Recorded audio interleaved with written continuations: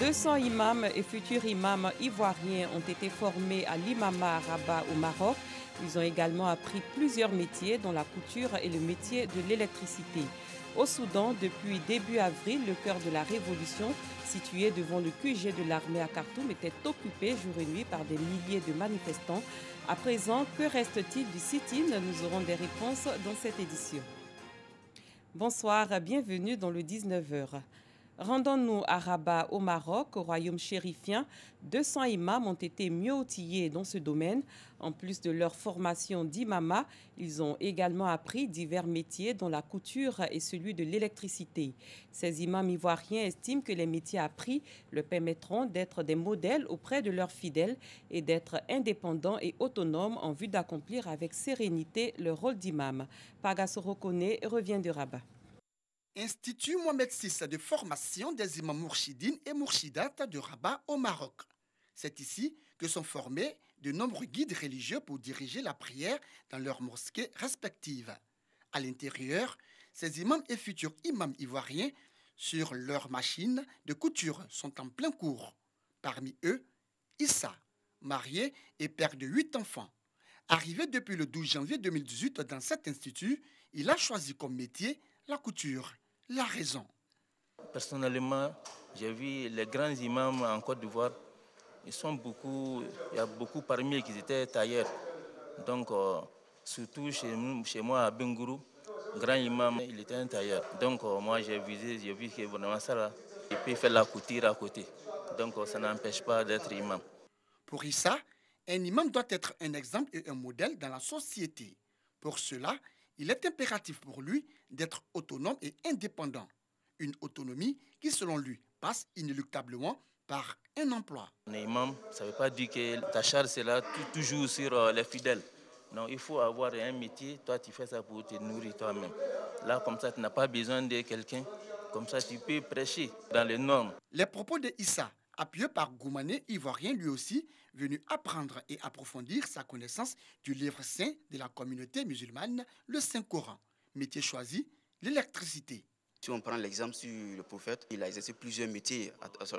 Lui-même, il a été berger, il a été commerçant. Donc, si le prophète lui-même, il arrive à faire cela, pourquoi pas nous, les imams? Il ne faut pas tout le temps tendre les mains aux gens. Il faut toujours travailler pour être autonome. Ces guides religieux sont formés par d'éminents professeurs et encadreurs qui se réjouissent du niveau et du sérieux de ces imams et ces futurs imams ivoiriens. Ils veulent bien travailler, ils veulent apprendre quelque chose. C'est un gain pour eux, c'est un autre métier. D'accord? Et de plus, ils peuvent arriver trop loin. S'ils continuent, ils sont très motivés, très motivés. Ces 200 imams et futurs imams ivoiriens de la 4e et de la 5e promotion de l'Institut Mohamed VI de formation des imams mourchidines et mourchidates de Rabat ont été envoyés par le Conseil supérieur des imams en Côte d'Ivoire, COSIM. En plus des métiers de la couture et de l'électricité, l'Institut Mohamed VI forme les imams et futurs imams aux métiers de l'informatique, de l'agriculture et de l'élevage. 2 ans, c'est le temps que dure la formation. Après le Maroc, direction Israël, où des pèlerins ivoiriens ont suivi les traces du Christ. Ils se sont rendus à Bethléem, en Judée, puis au mont Tabor, en Galilée, dans le but de retracer le chemin parcouru par Jésus. Retour sur ce périple en compagnie de nos envoyés spéciaux en Israël, Gabriel Zani et Clément Bocco. C'est par cette petite porte que l'on accède à l'intérieur de l'église de la Nativité, au lieu de la mangeoire.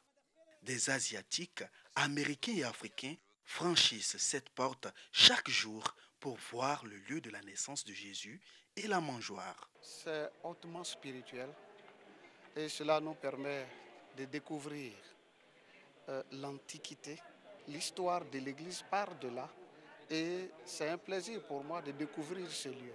La naissance de Jésus représente pour moi une grâce particulière parce que pour moi, il est venu nous sauver, il est mort pour l'humanité entière.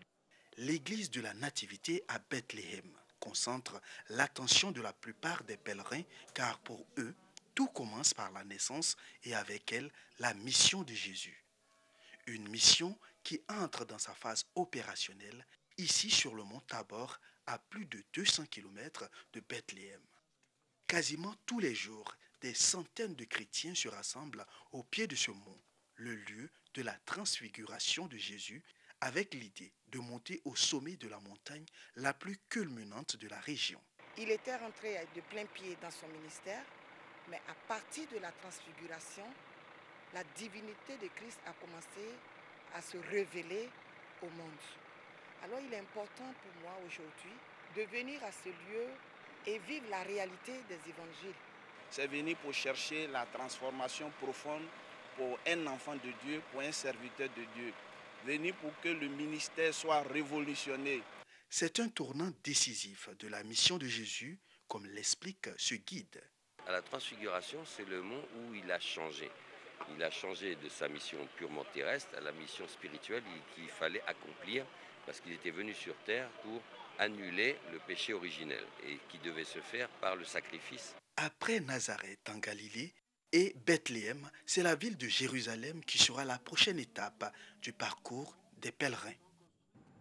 Ici, en Côte d'Ivoire, le cimetière de Williamsville est fermé aux opérations d'inhumation dès ce 8 juin pour une période de 2 ans. En cause, la réhabilitation et la mise à niveau de ce lieu vieux de plus d'un demi-siècle. Les cimetières de Yopougon et d'Abobo devront prendre le relais. Dangui. Cimetière de Williamsville. Ce sont là les derniers convois d'enterrement avant la fermeture temporaire de ce site créé en 1968. Dès ce 8 juin à minuit, le cimetière de Williamsville sera fermé sur une période de 2 ans pour réhabilitation et mise à niveau. Décision bien accueillie par les populations. Moi, je ne vois pas de mal en ça, mais si et seulement si la population a été informée d'avance, pour ne pas qu'il y ait des désagréments. C'est une très bonne chose parce que le coin commence à devenir petit de la manière les gens meurent. C'est comme ça les gens naissent. C'est un gros village pour tout le monde. C'est un village incontournable. Là, il faut améliorer le cadre de vie. La mesure de fermeture ne concerne pas les inhumations dans les carrés réservés et affectés aux communautés villageoises d'Agma-Ndjamé et d'Abidjan-Ndjamé. Durant les 2 ans que vont durer les travaux de réhabilitation et de mise à niveau du cimetière de Williamsville, les cimetières de Yopougon et d'Abobo ont la capacité nécessaire pour prendre le relais, assure le district autonome d'Abidjan. Le cimetière d'Abobo est le plus grand cimetière de la place, du district autonome d'Abidjan. Il a une superficie de 56 hectares. Nous avons 37 carrés d'inhumation. Et en termes de superficie, il est plus grand que le cimetière de Williamsville. En plus de ce cimetière, vous avez le cimetière de Yopougon, qui a une superficie d'environ 28 hectares. Il a environ 24 carrés d'inhumation. Et à ce niveau-là, il n'y a pas de problème d'espace d'inhumation pour, je dirais, recevoir les corps des défunts qui seront inhumés ici. Des travaux d'un coût total de 25 millions de francs CFA sont d'ailleurs en cours sur les cimetières de Yopougon et d'Abobo pour permettre aux populations de faire l'enterrement de leurs parents dans de bonnes conditions. Au niveau du cimetière de Yopougon et d'Abobo, nous sommes dans un premier temps en train de faire les ouvertures des voies. Nous devons ouvrir toutes les voies pour permettre aux populations de pouvoir inhumer leurs corps, pouvoir accéder aux parcelles qui leur sont destinées. En plus de la réhabilitation et de la mise à niveau du cimetière de Williamsville, le district autonome d'Abidjan veut se doter d'un cimetière moderne de 100 hectares à Adiopodoumé dans la commune de Songo. Nous voulons faire de ce site vraiment un site touristique. Non, pas seulement un site de recueillement, mais un site touristique où les parents, parce qu'il ne faut pas perdre de vue que Williamsville aujourd'hui, je dirais, abrite des personnalités de haut rang qui ont marqué la vie politique, culturelle, sportive dans tous les domaines d'activité de la Côte d'Ivoire. Il est bon pour nous de pouvoir réserver à ce cimetière-là vraiment un caractère, je dirais, particulier, faire de ce cimetière, je dirais, un panthéon où on pourra vraiment se recueillir sur la mémoire de ces grands hommes.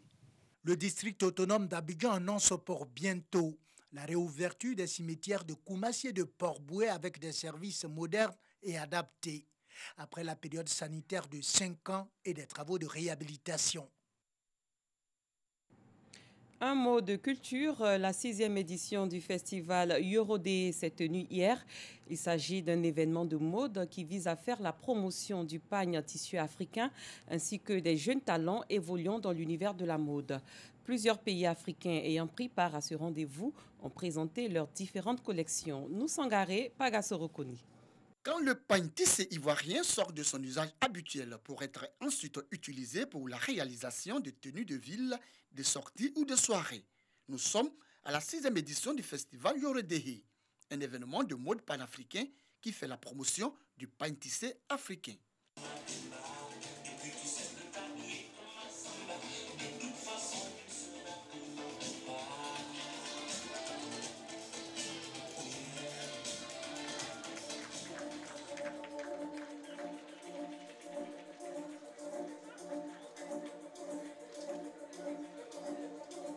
Le pain tissé n'était pas assez valorisé.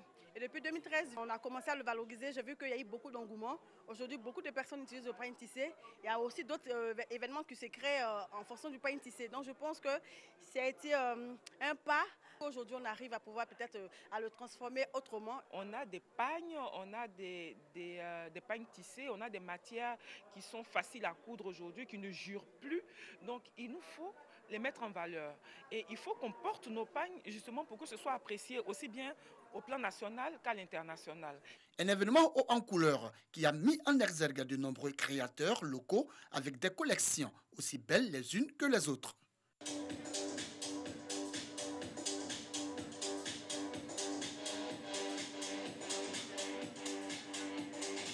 Six pays invités à cette 6e édition du festival Yoredehi: le Bénin, le Burkina Faso, le Cameroun, le Gabon, le Sénégal et le Tchad.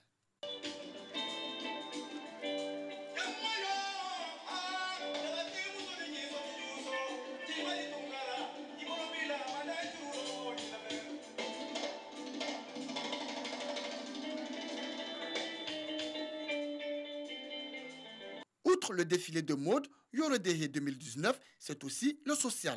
La vente aux enchères de certains articles et vêtements a permis de collecter des fonds en vue de l'achat de machines à coudre pour l'insertion des jeunes filles dans le département de Bloléquin. La 6e édition de ce festival a été meublée par la célébration des 15 années de carrière de Oulipat dans l'univers de la mode. Ailleurs, les Algériens se sont une nouvelle fois massivement mobilisés pour un 16e vendredi consécutif, le premier depuis l'annulation de la présidentielle qu'ils rejetaient en bloc et au lendemain de déclaration du président par intérim, réaffirmant sa volonté d'organiser néanmoins un scrutin à très court terme. Selon les manifestants, l'armée ne doit pas faire de politique. Christian Kogbi, Dangui. C'est la deuxième fois qu'une présidentielle est annulée en moins de 3 mois. L'armée doit accompagner et garantir le processus démocratique en Algérie, c'est-à-dire la transition démocratique. Elle doit l'accompagner. L'armée ne doit jamais faire de politique. Ça, c'est une résolution du Congrès de la Soumane pendant la révolution depuis 1956. Le primat du politique sur le militaire. Il ne doit jamais faire de la politique. Depuis 1962, le pouvoir réel, c'est le commandement militaire en Algérie. Ça a été tout le temps le commandement militaire. Les protestataires défilent chaque vendredi depuis le 22 février. On a tendance à ne pas comprendre après le 16e vendredi, avec toute cette déferlante, populaire, qui normalement destituerait n'importe quel des pouvoirs au monde. Mais bon, là, notre pouvoir est atteint de surdité, apparemment. Mais bon, nous disons simplement que nous continuerons, on ne va pas s'arrêter. Tas de gravats, de briques, restes de chaises, détritus. Il ne reste quasiment plus rien du symbole de la révolution au Soudan. Les fameuses tentes qui représentaient des associations, des villes, des quartiers ou encore des corporations ont disparu. Tout juste, on devine des traces de cendres à certains emplacements. Selon plusieurs survivants, les soldats les ont incendiés durant l'assaut. Par terre, les dessins et les slogans à la gloire de la Révolution, tracés à la craie par les manifestants, sont toujours là, mais les protestataires, eux, ont disparu. Début avril, le cœur de la Révolution, situé devant le QG de l'armée à Khartoum, était occupé jour et nuit par des milliers de manifestants. Ils y avaient installé des tentes et des scènes pour réclamer pacifiquement, dans une ambiance de fête permanente, un pouvoir civil. Mais lundi, des soldats, principalement membres de la milice paramilitaire FSR, ont attaqué ce symbole de résistance pacifique, faisant plus d'une centaine de morts. En sport football, suivons les réactions de supporters à l'extérieur du Parc des Princes où s'est déroulé le match d'ouverture de la Coupe du monde féminine de football entre la France et la Corée du Sud. Les Bleus se sont imposés 4-0. Christiane Kogui, Dangui. Entre les Bleus et leur public, l'histoire d'amour ne fait que commencer. En ouverture du mondial, la France bat la Corée du Sud 4-0 à Paris. On a l'habitude de voir les mecs plutôt des hommes. Ouais. Et là, pour les femmes, ça fait une autre petite sensation où on est fiers. Ouais, il y a une petite fierté supplémentaire en fait. Ça fait plaisir. L'équipe de France féminine n'avait pas été suivie comme ça depuis toujours. Et là, honnêtement, c'était incroyable. Le soutien du public, 45 000 personnes pour voir l'équipe de France. Magique, magique, vraiment. C'est bien, c'est super. Dans une ambiance comme ça, dans le parc en feu, c'est la folie, c'est parfait. C'est bien. Comme les hommes, parfait quoi. Enfin, en espérant que ça continue et qu'on aille loin quoi. Voilà, c'est tout. Allez les Bleus quoi, bravo mesdames, merci. Fin de cette édition, merci d'avoir été des nôtres. Très bonne soirée, je vous retrouve demain.